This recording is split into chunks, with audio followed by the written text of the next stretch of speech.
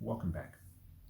Now, in today's session, I'd like to bring to a close the conversation I began 2 or 3 series ago when I started talking about the whole issue about body image and size and weight from a male's perspective. Again, a very sensitive and touchy subject, but one I felt was necessary because the intent was to help. The intent wasn't to bash or to ridicule those who are either overweight, large, carrying excess weight. That wasn't my intention. The intention was to, present a different perspective from a man's point of view about how we, and when I say we, I'm not referring to all men. Certainly there are exceptions to the rule, but majority of men. Now, for something to include all men, it has to be 100%. For it to include the majority, you only need 50.1%. And therefore, although I'm making a broad generalization about men and our preferences, irrespective of race and location and geography and age range, what men have said genuinely over the last many years is their preference for women in selecting women are women between the age of about 22 and 24, sometimes moving up to 25, with the median being 23 years old. Young, attractive, beautiful, sexy women. That's what men generally, across the board, have a preference for. I have made reference to the fact that in the dating marketplace or in the marriage marketplace, your appearance matters because men are visual. And so I started a conversation from a male's perspective to address some of the things perhaps that could be useful in guiding women in relation to their weights and their sizes. Again, the intent was to help. Now, I'm aware of the fact that in today's society, men have been beaten down so heavily to the point where men no longer have a voice. As a matter of fact, most women, at the sound of what I'm saying, have already put me in a label. They've labeled me, they've put me in a box. They believe that perhaps this is a man who has a hatred for women, who doesn't respect women, because generally speaking, over the last 25 years, although men have been held to high standards and high expectations, the expectations and the standards held for women have been declining to the point today where such a standard doesn't exist. As a matter of fact, when men generally talk about our preferences, or when we exhibit what we call discriminating tastes, or when we talk about our standards, we are labeled, we are called names, we're called misogynists, we're called sexists, we're called ageists, we're called a variety of names, the whole intention being to shut down the man's voice. On the other hand, when women express what they have as preferences or standards, and when they exhibit a discriminating taste, whether that be a taste in fashion, men, relationships, work expectations, the future, women are hailed as liberated and empowered and certainly successful. Now, that double standard exists. I care very little about that double standard. I just acknowledge that it exists.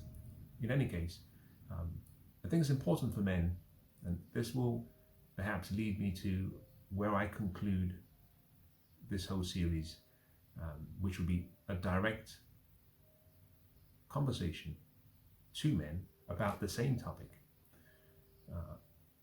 But it's important that I encourage men not to lose their voices. in such matters. Let me use the analogy of a product. BMW is one of the great automobile makers in the world. Usually when they come out with a new product, or when they're about to come up with a new product, they go through a market testing process. They go to a smaller number of people and they present what they think is a new model to those people. They get some feedback. Some of these you might call interest groups are individuals or associations or even companies. People who can talk to them about the styling, the design, the power, the horsepower in this case, the experience, the feel, the noise, the interior design and the comfort level. That information is taken back to BMW, and they extract from all of the feedback they've received a consistent theme. They identify people who have provided the feedback, and whether those people are held in high esteem within that area of critique.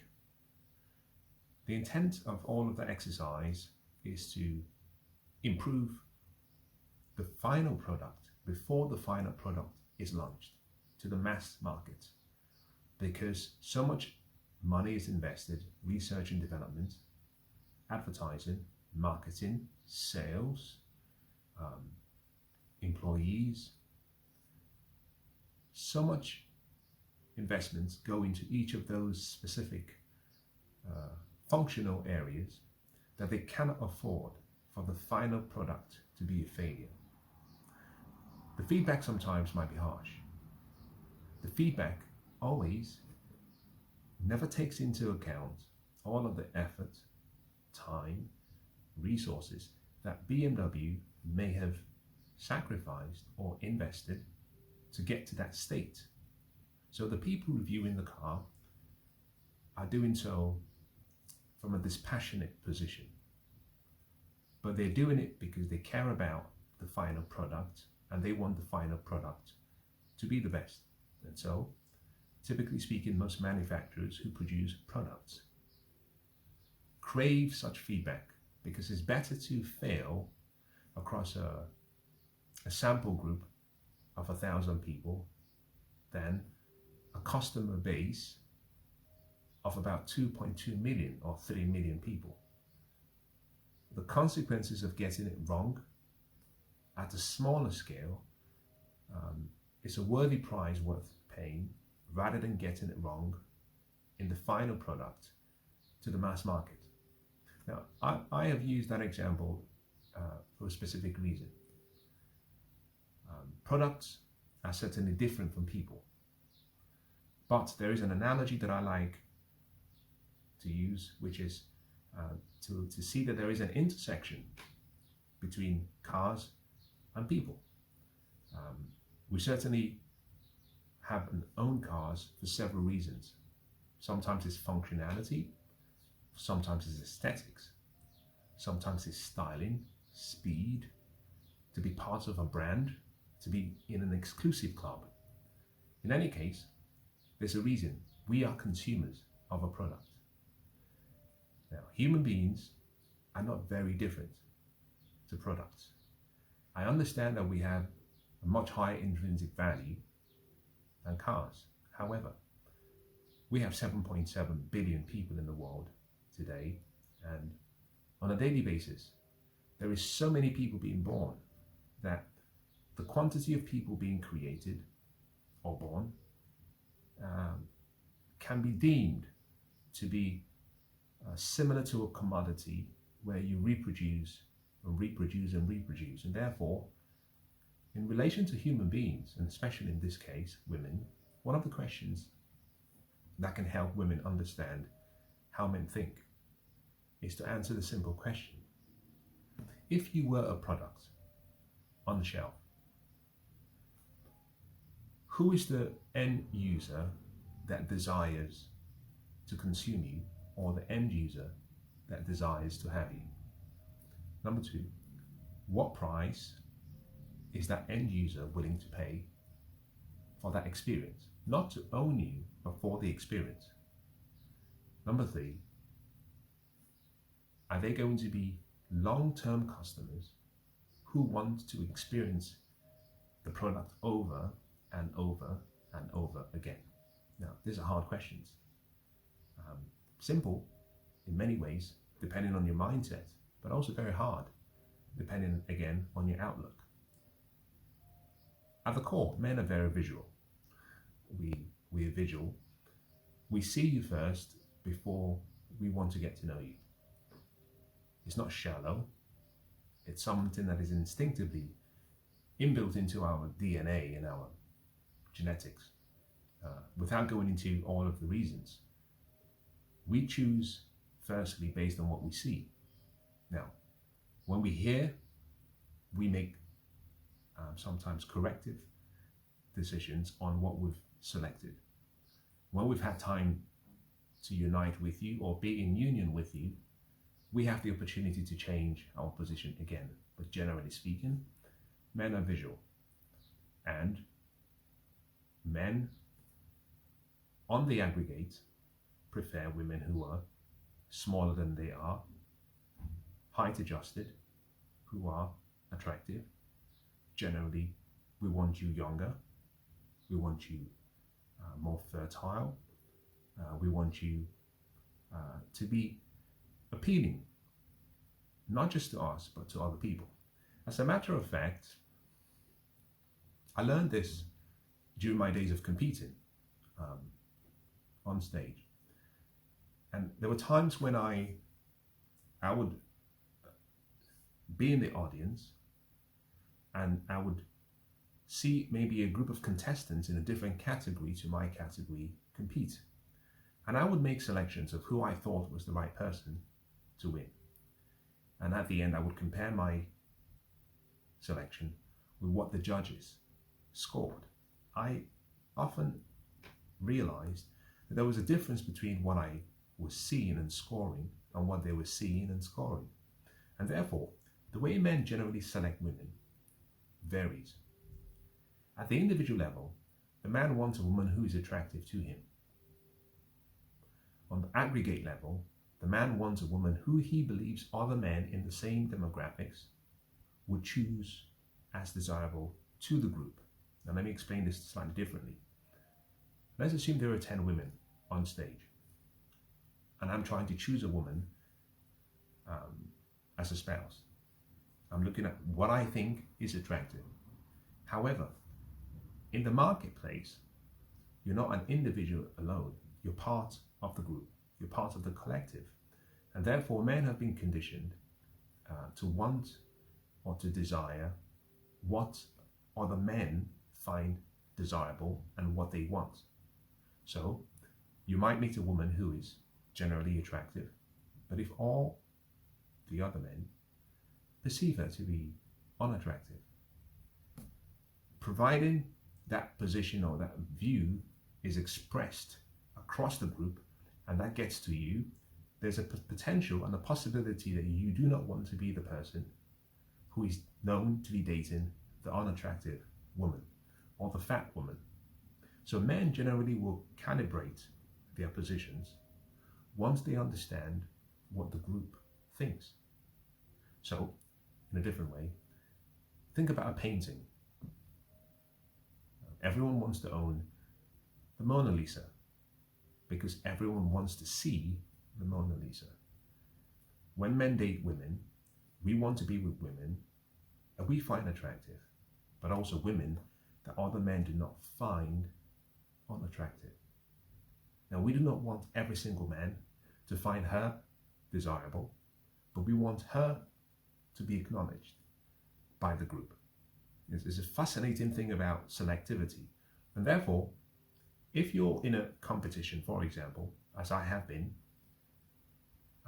I have come off stage in my various times I've competed, and I've heard someone say, I think you were the best on stage. But I may have come fourth or third The person was expressing what they felt, having seen me against other people on stage. But I do not defer to that person's perspective for a number of reasons. One, the consensus gets to decide. In this case, the consensus are the judges. They're trained, they're specific about what they're looking for, they're generally not biased, although there is an element of bias, but generally speaking, they're judging against a specific set of criteria. And therefore, I don't care too much about what one person thinks. I care more about what the judges think and how they score me across every single scoring matrix. The same principle applies in dating. We walk into a bar, and think about this, women, particularly. If 4 men walk into a bar, and the 4 of them are friends, and they order some drinks, and one of them says, I've spotted a number of women in the corner. There are 5 of them. The one wearing red is the ugliest. The others, yeah, they look quite decent. Intrinsically, the 4 boys have already made a decision that they want to avoid the one identified as the ugly one, especially if one other person in the group affirms, or all of them affirm, that that is the case. Now, if one person says, no, I don't think she's ugly, I think you're wrong. And if you have a consensus, a majority disagree with that one person's perspective, then there's a possibility one of the people who disagrees will be happy to move forward with that woman. But if the majority of the group says, yeah, I think she's ugly, very unlikely would you have one of the men in the group step up to that girl, because the group have already effectively denied and disavowed any interaction with that girl. The same principle applies with women and dating. So now I've used this long-winded explanation for a reason. And let me bring it together by using someone that I think can be used as an objective measurement. Many of us are familiar with Demi Lovato, the artist. She's gone through a different phase in her life, but I'm sure anyone who is objective and rational and logical would agree that Demi, when she was still younger, and let's go back to 2005 or earlier, looked very different to what she looks like today. Today she's much larger than she was 15 years ago or 10 years ago. If size doesn't matter, then if you adjust for age and age alone, we should come to the conclusion that both the younger version and the older version are equally attractive. I'll be surprised if anyone makes that argument, because today, if you go back and you look at the old photographs and you compare her to her new photographs, it's stunning. It's like a different person. The same way I cannot compete with my 20-year-old self. I was younger, I looked more attractive. The plumpness of my skin, the texture of my hair, my skin tonation, all of that was a lot more youthful and therefore more attractive. So I cannot compete today with my younger self, and that's simply for obvious reasons. Size matters. Women have been saying that. Men are now accepting that that is the case. Now, if you are fat, heavy, set, obese, or thick, a euphemism for being fat, by the way, it's important as a woman to recognize that if you are in the dating marketplace, and let me separate the two marketplaces, the dating marketplace and the marriage marketplace.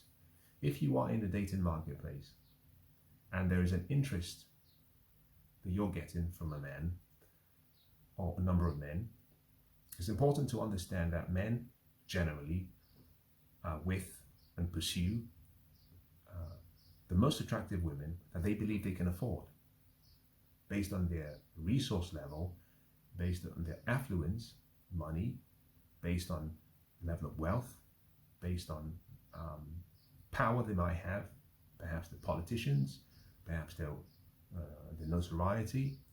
We pursue, generally speaking, the most attractive women we believe we can afford.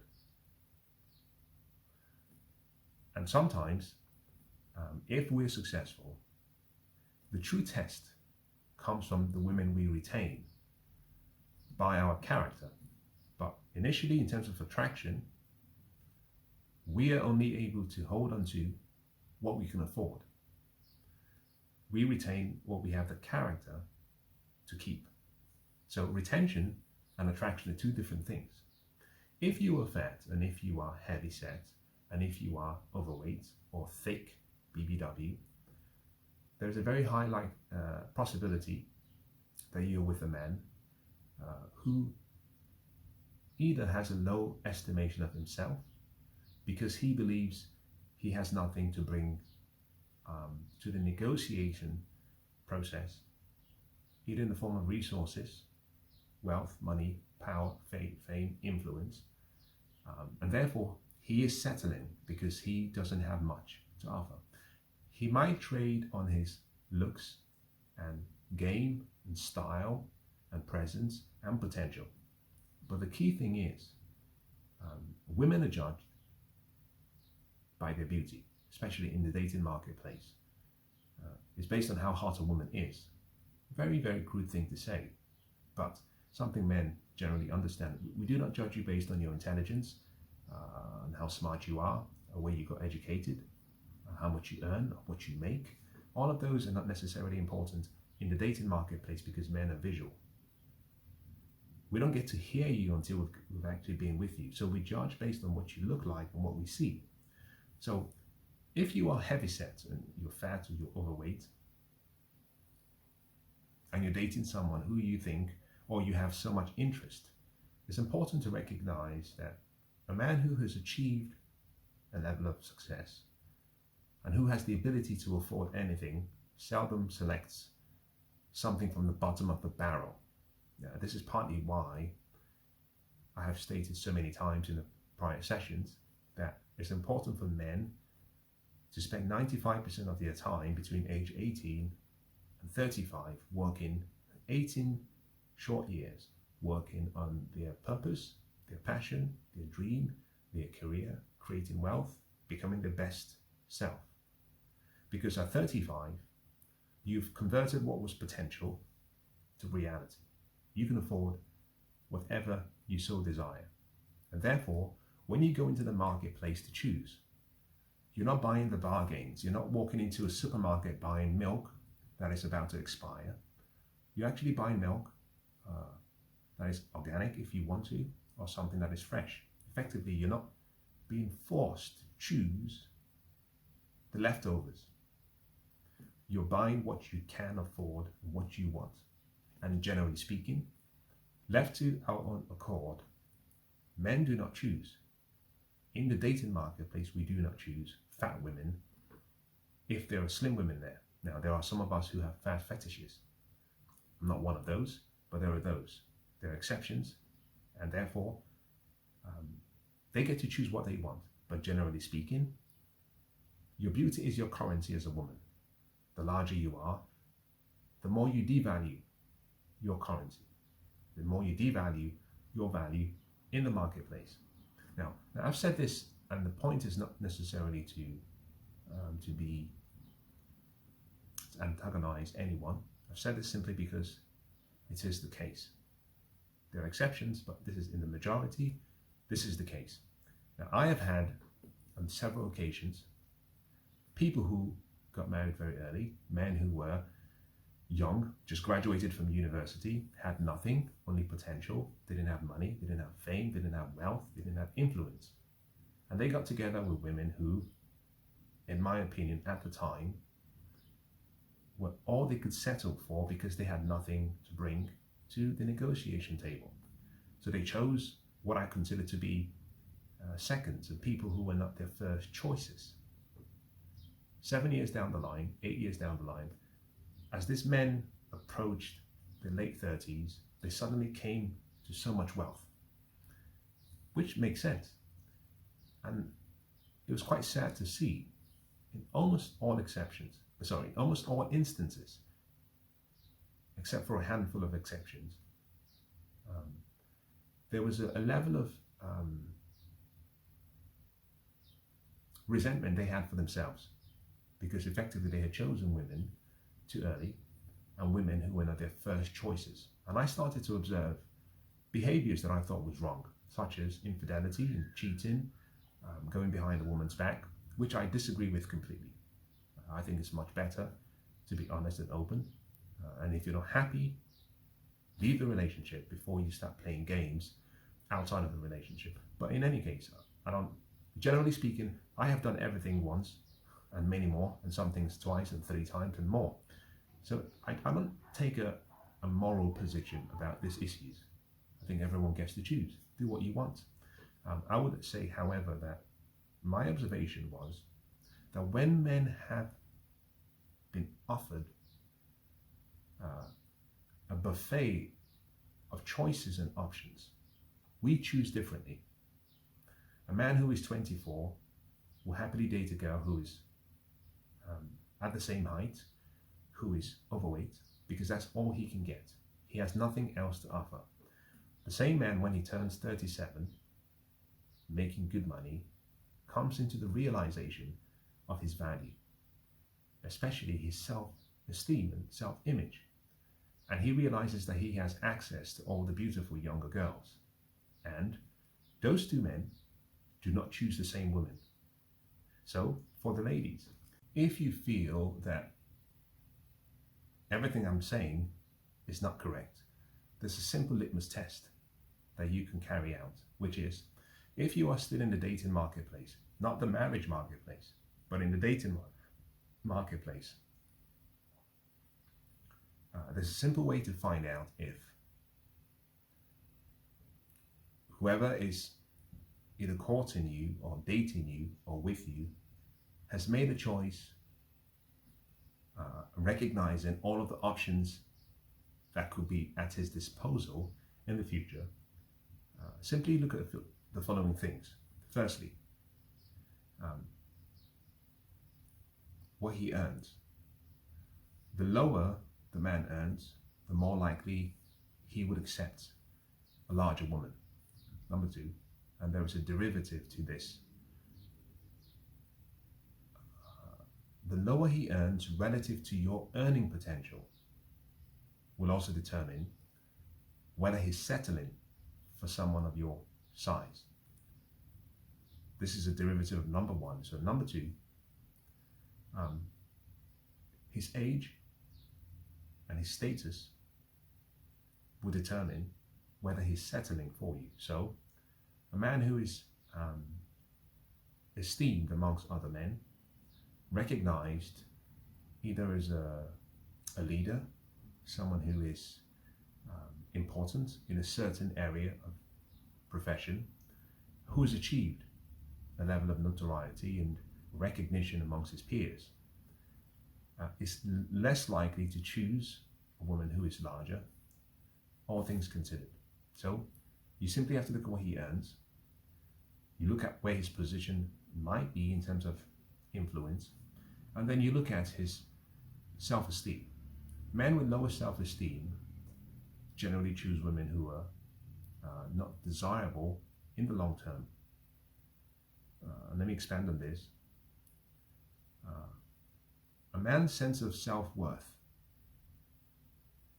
the higher that self-worth is, the more he's selective about who he associates with.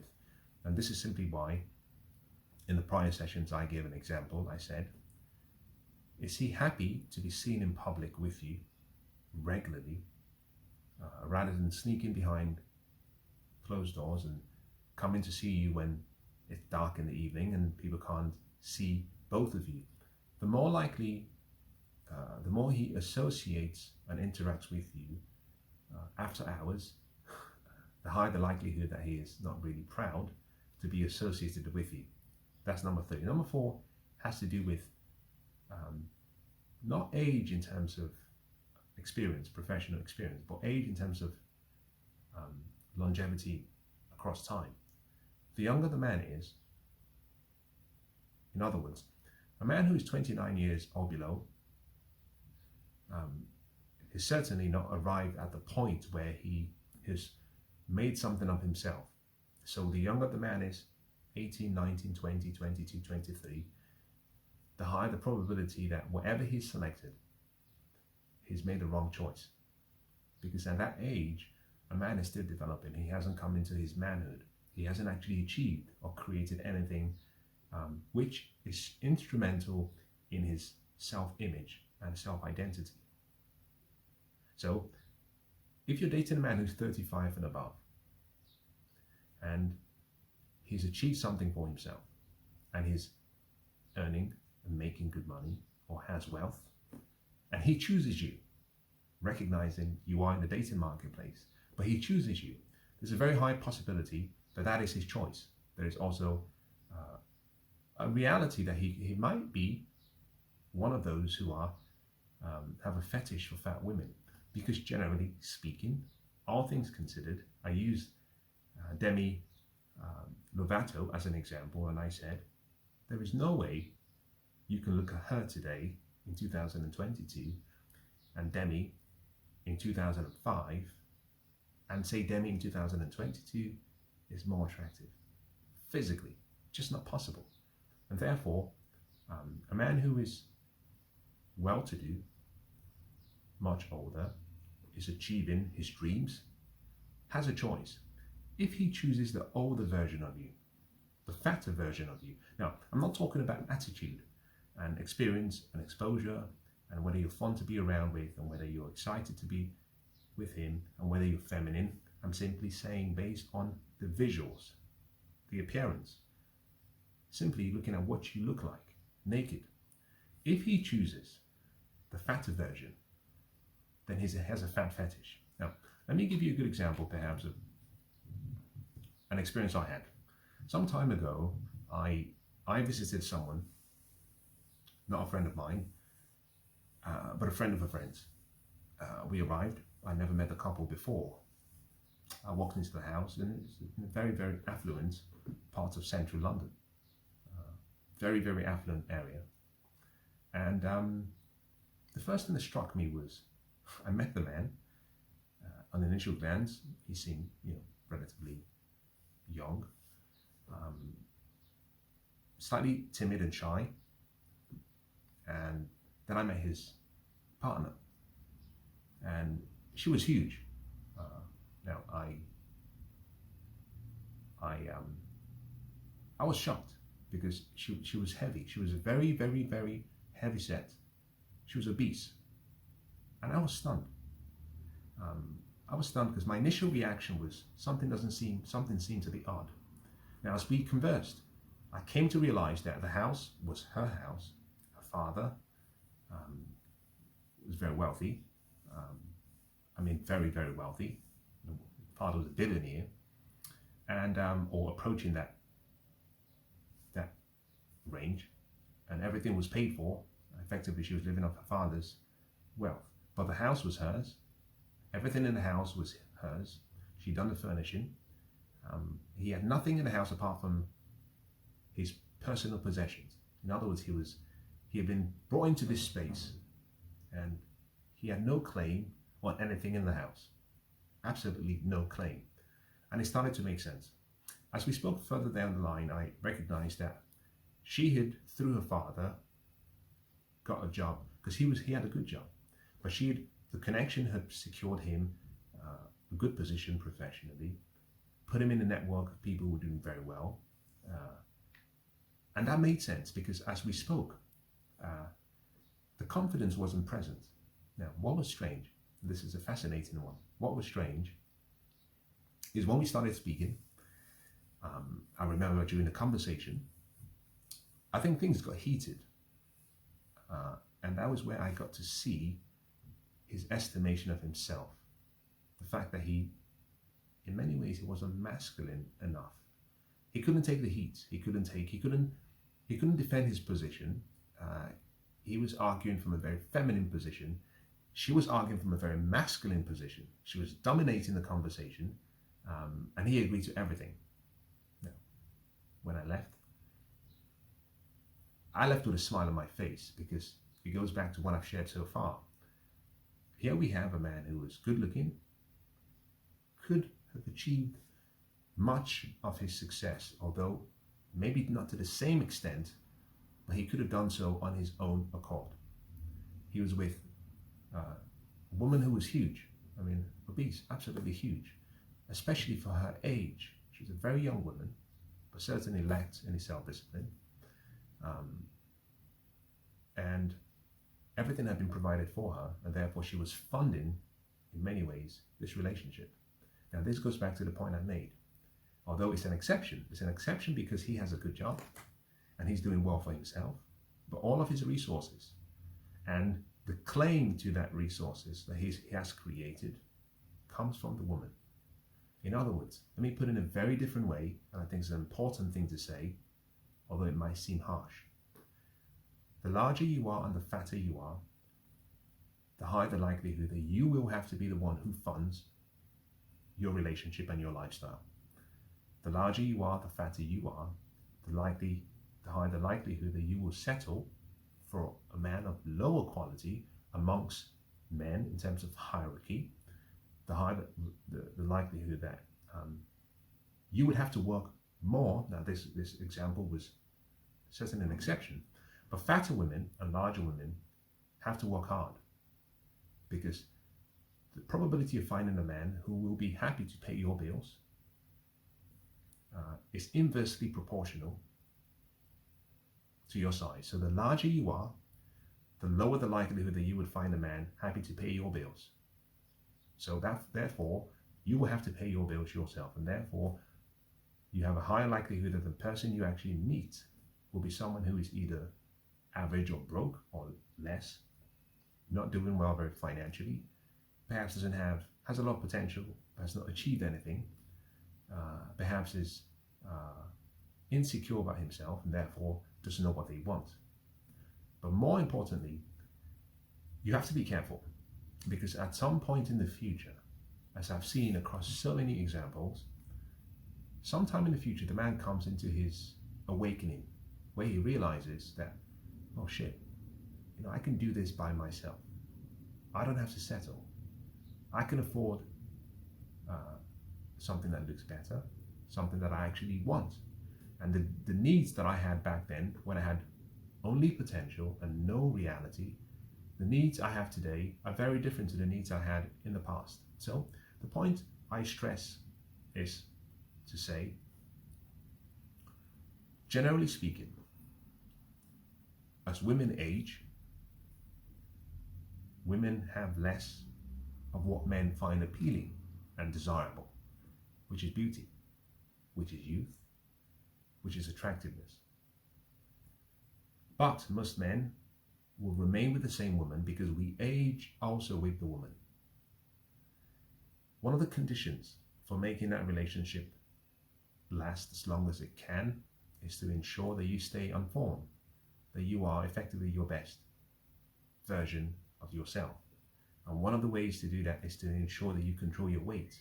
Now, I gave an example of what to keep in mind. I said your height provides you with a guide to what you should weigh. The two numbers that make up your height in feet serve as the two numbers that should make up your weight in kilograms. If you're 5'5", then you should weigh 55 kilograms. That is your ideal weight. I gave some examples of adjustments that can be made the taller you are or the shorter you are. If you're 5'9", you can make an allowance of an extra 3 kilograms to accommodate the fact that you can carry the excess weight a lot better. If you're 5'2", it means you're below what we call the average, and therefore you should carry less, meaning you deduct 3 kilograms from your ideal weight of 52 kilograms, which will give you something in the region of about 49 kilograms. that is what you should weigh. That is a guide.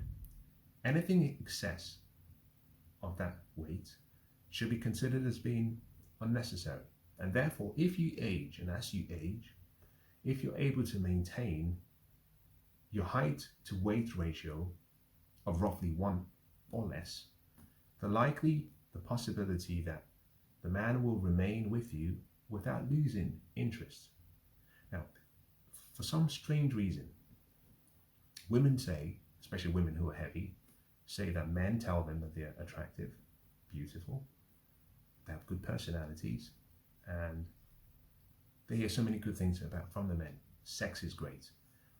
I've often said to women before, have you ever asked, what do these men say behind your back? The reason is because what men say about a woman amongst their friends is really what he feels. So, for example, if a man is dating a very beautiful woman and he talks about the woman amongst his friends as beautiful, that's how he feels.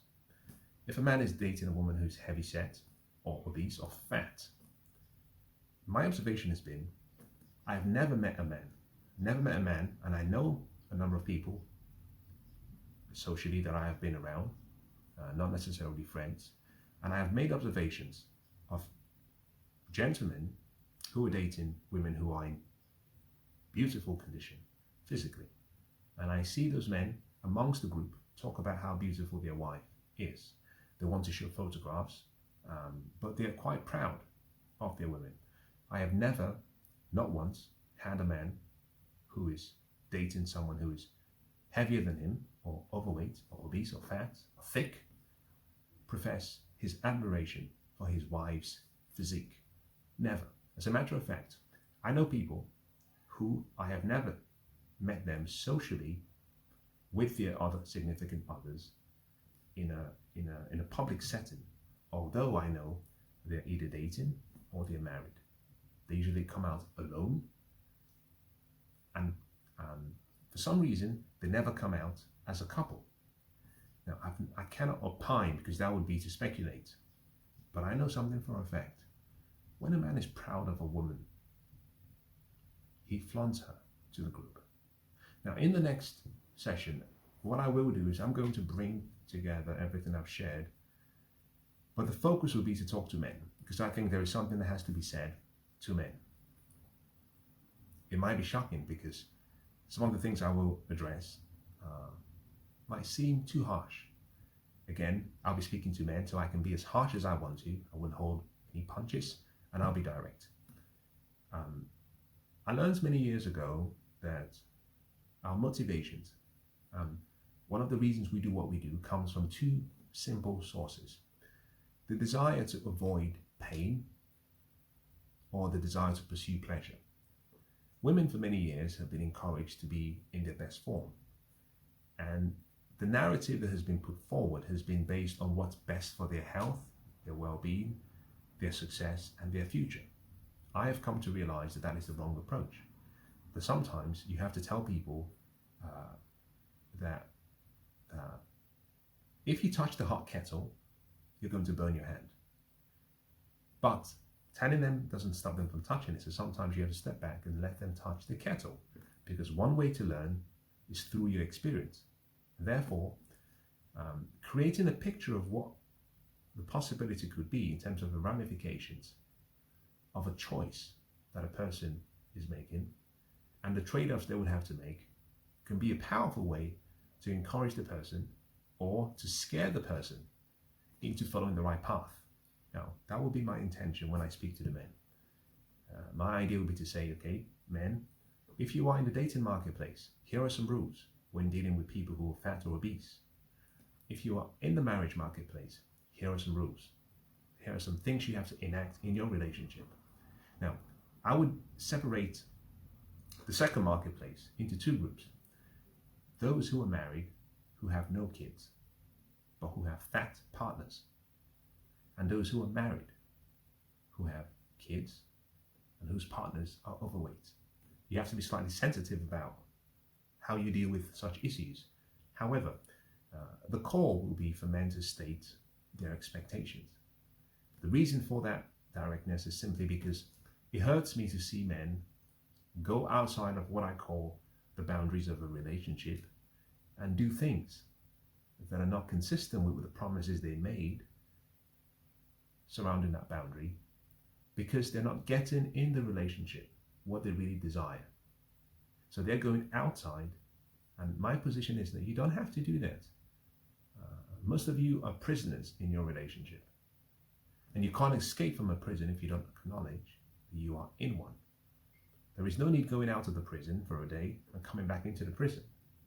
Set yourself free, or have the confidence to put your honest thoughts on the table and express how you feel, because both of you benefit if both of you work together as a team. Now, I hope that's been useful, and I hope you tune into the next session, because I think it'll be interesting.